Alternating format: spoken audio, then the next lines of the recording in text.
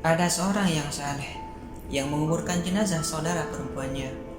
Setelah pulang kembali, ia menyadari kalau dompet uangnya telah hilang. Mungkin jatuh ketika ia memakamkan saudaranya itu.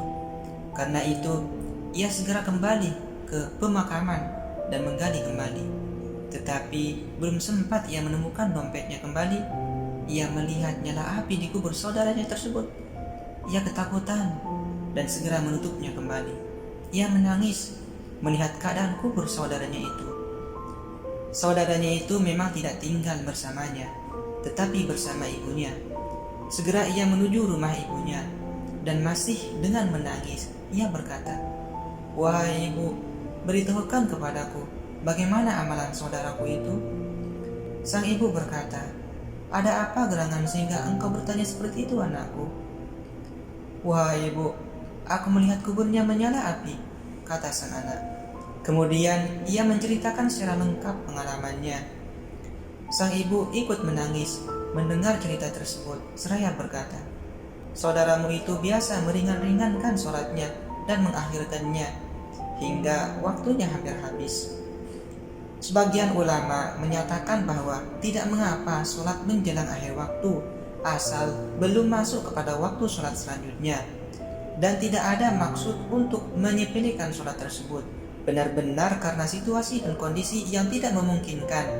Hanya saja ia akan kehilangan keutamaan sholat pada awal waktunya. Nabi Muhammad SAW bersabda, "Amal perbuatan yang paling disukai oleh Allah Subhanahu wa Ta'ala adalah sholat pada awal waktunya." Beliau juga bersabda, "Kelebihan sholat pada awal waktunya dibanding pada akhir waktunya adalah seperti keutamaan akhirat atas dunia." Pada riwayat lain juga dikatakan, Nabi Muhammad SAW bersabda, "Barang siapa sholat pada awal waktunya, maka naiklah sholatnya itu ke langit dengan diliputi cahaya hingga sampai ke arsy. Lalu ia sholat itu membacakan istighfar untuk orang yang melakukan sholat itu hingga hari kiamat sambil berkata, semoga Allah memeliharamu sebagaimana engkau memeliharaku.